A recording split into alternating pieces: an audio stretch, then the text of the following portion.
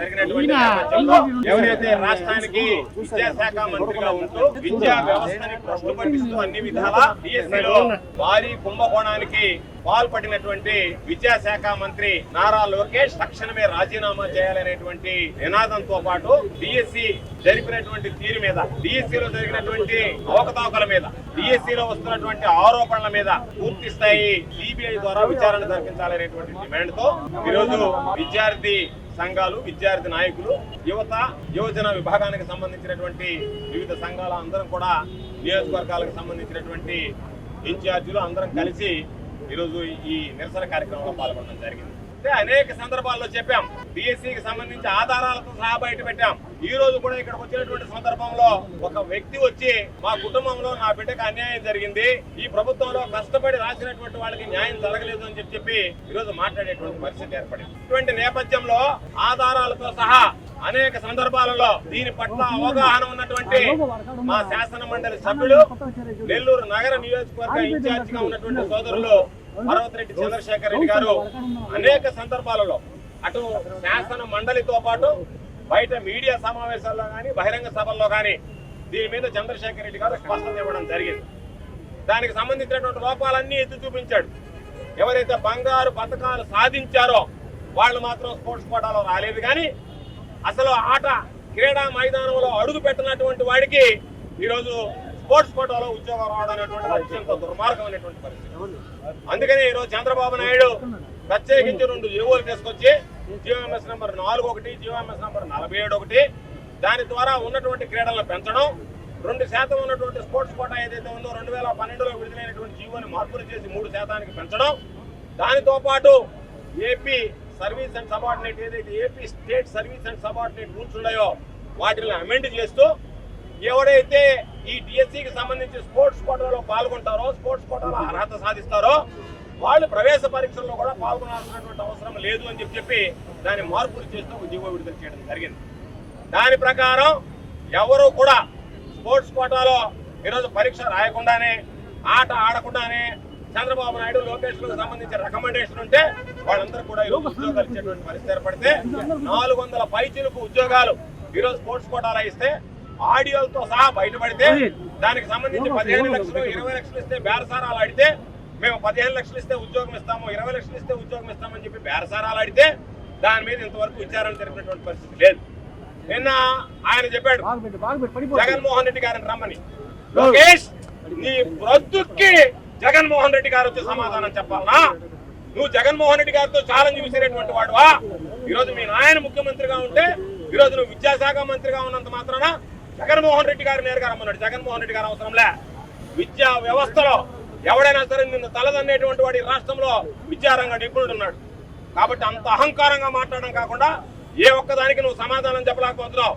మేము అడిగేటువంటి ప్రశ్నలకి ఈరోజు లక్షలాది మంది ఎవరైతే పరీక్షకు అప్పయ్యారో వాళ్ళు అడిగేటువంటి ప్రశ్నలకి ఈరోజు సమాధానం చెప్పేటువంటి పరిస్థితిలో మీరు లేరు. అడుగుతున్నారు ఈరోజు దేన్ని ఆశించి 2% 3% పెంచావు.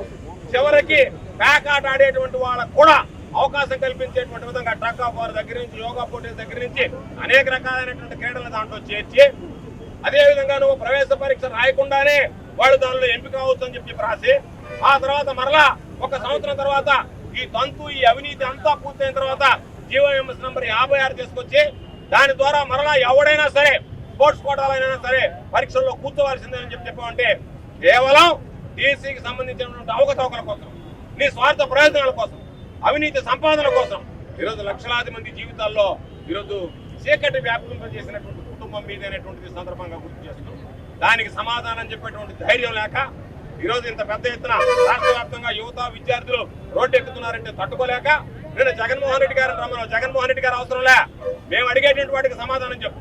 ఈ రోజు కూర్చున్నటువంటి నిరుద్యోగులు అడిగేటువంటి దానికి సమాధానం చెప్పు. ఈ సమాజంలో ఉండేటువంటి విద్యావంతులు అడిగేదానికి సమాధానం చెప్పు. ఏమీ లేకుండా ఈరోజు ఏదో నేను డాంబికాలు పలకతాననేటువంటి ధోరణితో మాట్లాడడం, అహంకారపూరిత ధోరణితో మాట్లాడడం సరైనటువంటి పద్ధతి కాదు. ఇప్పటికే నీ ధోరణితో ఈ రాష్ట్రంలో విద్యా వ్యవస్థ భ్రష్టు పట్టిపోయింది. ప్రైవేట్ స్కూళ్లకు సంబంధించి అడ్మిషన్లు పెరుగుతూ పోతున్నాయి. ఈరోజు ప్రభుత్వ పాఠశాలకు సంబంధించి అడ్మిషన్లు పడిపోతున్నాయి.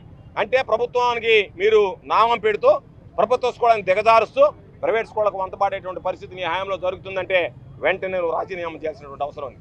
నీటికి జరిగి అక్కడ విద్యార్థి సంఘాలు గొడవ చేస్తే అక్కడ ఉన్నటువంటి నీట్ పరీక్ష ఏదైతే లీక్ అయిందో దానికి నైతిక బాధ్యత వహించి ధర్మేంద్ర ప్రధాన్ ఏదైతే రాజీనామా చేశాడో, నీకు చిత్తశుద్ధి ఉంటే, మీకు విలువలు ఉంటే కనీసం ఇప్పుడైనా సరే ఈ రోజైనా నీకు కళ్ళు తెరిచి ఇంతమంది యువత ఇంతమంది విద్యార్థులు రోడ్డు ఎక్కారు కాబట్టి వెంటనే నువ్వు రాజీనామా చేయాలని చెప్పి డిమాండ్ చేస్తున్నావు. దానితో పాటు ఈరోజైతే ఫీజు బకాయిలు ఉన్నాయో, జగన్మోహన్ రెడ్డి గారు ముఖ్యమంత్రిగా ఉన్నంత వరకు ఫీజు బకాయిలు సరిగ్గా వచ్చాయి, ఒక సంవత్సరంలో అసలు ఇవ్వలేదు. ఈ సంవత్సరానికి సంబంధించి 25-26 సంవత్సరానికి సంబంధించి ఒక 30% విడుదల, ఈ గొడవలు జరుగుతున్నాయి, వీళ్ళందరూ రోడ్డు ఎక్కుతున్నారంటే విడుదల చేశారు. కాబట్టి విద్యార్థులకు సంబంధించినటువంటి విద్యా జీవితం ఈరోజు కుంటుపడేటువంటి పరిస్థితి ఏర్పడింది. వాళ్ళు విద్యను కొనసాగించలేకపోతున్నారు. కాబట్టి తక్షణమే విద్యా దీవెన, వసతి దీవెన ఏదైతే ఉందో దానిని బకాయిలతో సహా విడుదల చేయాలని చెప్పి డిమాండ్ చేస్తున్నాం. అదేవిధంగా నిరుద్యోగులకు సంబంధించి 3000 రూపాయలు నిరుద్యోగ భృతి ఇస్తానన్నావు, సూపర్ 6 అన్నావు, సూపర్ 7 అన్నావు. ఈరోజు అధికారంలోకి వచ్చావు, ఎంత పచ్చి అబద్ధాలు మాట్లాడుతున్నారు తండ్రి కొడుకులంటే. 25 లక్షల కోట్లు 23 లక్షల కోట్ల రూపాయలు పెట్టుబడి వచ్చిందంట. 25 లక్షల మందికి ఉద్యోగ అవకాశాలు కల్పిస్తున్నావు అన్నావు. ఈరోజు నువ్వు మాట్లాడేటువంటి అబద్ధాలకి పార్లమెంటు వేదికగా వైఎస్ఆర్ కాంగ్రెస్ పార్టీకి సంబంధించినటువంటి పార్లమెంట్ సభ్యులు ప్రశ్నిస్తే వాళ్ళు చెప్పినటువంటి మాట 6,900 కోట్ల పెట్టుబడులు వచ్చేటువంటి అవకాశాలు ఉన్నాయి ఆంధ్ర రాష్ట్రానికి. దీని ద్వారా 22,000 మందికి ఉద్యోగాలు వస్తాయన్నారు. కాబట్టి నువ్వు చెప్పినట్టుగా 25 లక్షల ఉద్యోగాలు ఎక్కడ పోయాయి, 23 లక్షల కోట్ల పెట్టుబడులు ఎక్కడికి పోయాయి. దానితో పాటు ఈరోజు ఎంఎస్ఎంఈలు ఏదైతే ఉన్నాయో దాదాపు 4,500 నుంచి 5,000 మూతపడిపోతే దాని ద్వారా ఈరోజు పాపం దాదాపుగా ఒక 60,000 మంది దాకా ఉద్యోగాలు కోల్పోయేటువంటి ప్రమాదం ఏర్పడింది. కాబట్టి అటువంటి నేపథ్యంలో ఇప్పటికైనా అబద్ధాలు మానడం మానుకొని కళ్ళు తెరిచి ఇప్పటికైనా సరే ఏదైతే నిరుద్యోగ భృతి 3,000 రూపాయలు ఇస్తానన్నావో దాన్ని తక్షణమే చెల్లించాల్సినటువంటి బాధ్యత ఈ ప్రభుత్వం మీద ఉంది. కాబట్టి మా ప్రధానమైనటువంటి డిమాండ్ ఈరోజు డిఎస్సి మీద జరిగినటువంటి అవకతవకల మీద తక్షణమే నారా లోకేష్ రాజీనామా చేయాలి. డిఎస్సి అవకతవకల మీద సిబిఐ దర్యాప్తు జరపాలి. ఫీజు బకాయిలు ఏదైతే ఉన్నాయో వెంటనే విద్యా దీవెన, వసతి దీవెన విడుదల చేయాలి.